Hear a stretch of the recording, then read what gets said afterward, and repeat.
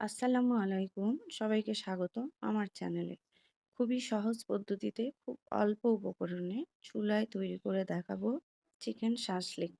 আশা করছি সবাইকে ভালো লাগবে। এই শাসলিক ইফতার হিসেবে বা আসছে ঈদের টেবিলেও নাস্তা হিসেবে রাখতে পারেন।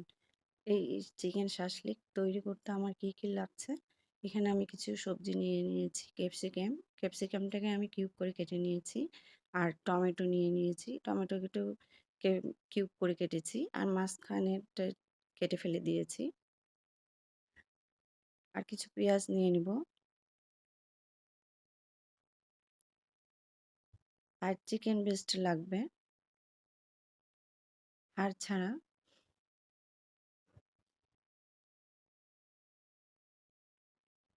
পেঁয়াজকেও আমি কিউব করে কেটে নিয়েছি।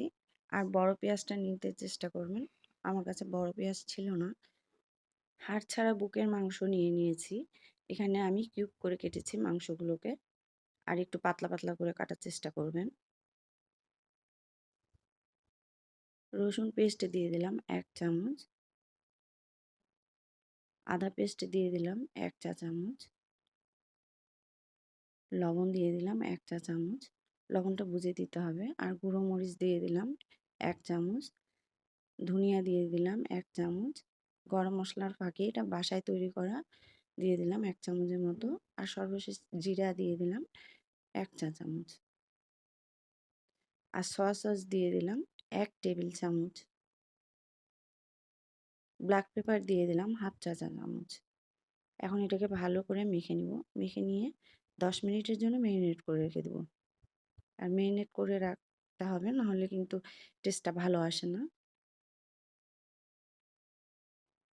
ঢেকে রেখে দিলাম।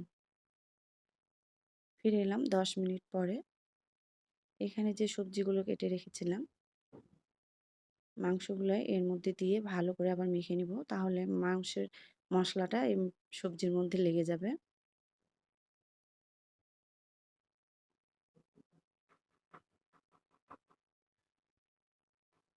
আর এখানে আমি কিছু শাসলিকের কাঠি নিয়ে নিয়েছি। কাঠির মধ্যে এখন সুন্দর করে সাজিয়ে নিব। প্রথমে দিয়ে দিলাম একটু মাংস, তারপর গাজর, ক্যাপসিকাম, পরপর এইভাবে আপনারা গুছিয়ে নেবেন। টমেটো দিয়ে দিলাম, আবার একটা মাংস দিয়ে দিলাম, ক্যাপসিকাম দিয়ে দিলাম, পেঁয়াজ দিয়ে দিয়েছি, আবার গাজর দিয়ে দিলাম।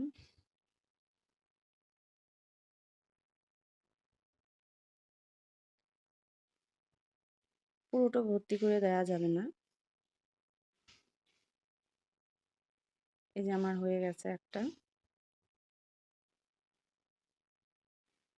আরেকটা সাজিয়ে নিচ্ছি। আপনারা আপনাদের ইচ্ছা মতো সুন্দর করে সাজিয়ে নেবেন।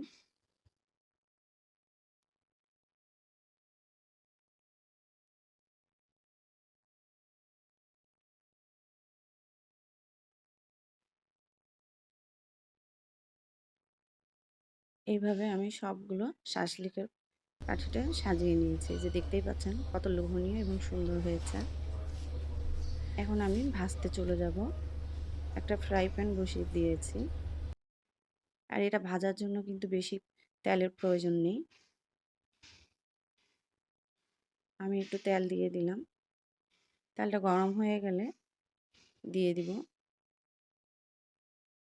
দিচ্ছি।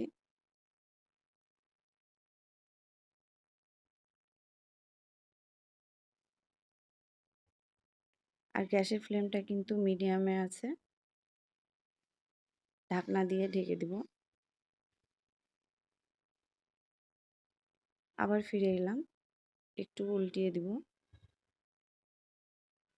অবশ্যই ঢাকনা দিয়ে ঢেকে রান্না করতে হবে, কারণ এখানে কাঁচা সবজি রয়েছে, সিদ্ধ হয়ে যাবে। আর গ্যাসের ফ্লেমটা কিন্তু বেশি কমানো যাবে না, তাহলে পানি বেশি বের হয়ে যাবে। আবার আমি ঢাকনা খুলে উল্টিয়ে দিচ্ছি। এইভাবে কয়েকবার উল্টিয়ে ভেজে নিতে হবে। প্রায় আমার চিকেন শাসলিকগুলো হয়ে এসেছে। আবার উল্টে দিয়ে আমি এখানে একটা সস ব্যবহার করব, সেটা তৈরি করে নিব। সস তৈরি করার জন্য এখানে আমি টমেটো সস নিয়ে নিচ্ছি।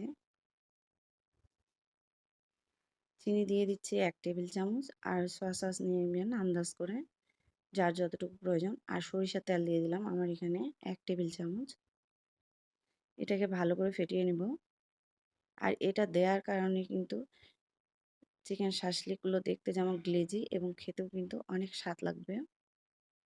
আমি এখন ব্রাশ দিয়ে দিচ্ছি। আর দেখতেই পাচ্ছেন কিভাবে দিয়ে দিচ্ছি। এই সসটা দেওয়ার অবশ্যই চেষ্টা করবেন। এটার জন্যই কিন্তু শাসলিকটা খেতে অনেক টেস্টি হয়েছিল আর দেখতেও অনেক সুন্দর হয়েছিল।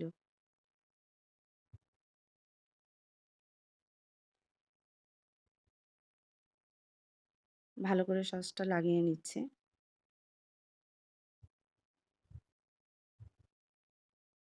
আর এইভাবে আমি সবগুলো চিকেন শাসলিক ভেজে নিয়েছি। চুলা থেকে নামিয়ে এখন আমি এটা পরিবেশন করে নিলাম। আর দেখতেই পাচ্ছেন কতটা লোভনীয় হয়েছে। আর এটা আপনার নান, রুটি বা পরোটার সাথেও খেতে পারেন। আজকের মতো এখানেই শেষ করলাম। সবাই ভালো থাকবেন। আল্লাহ হাফেজ।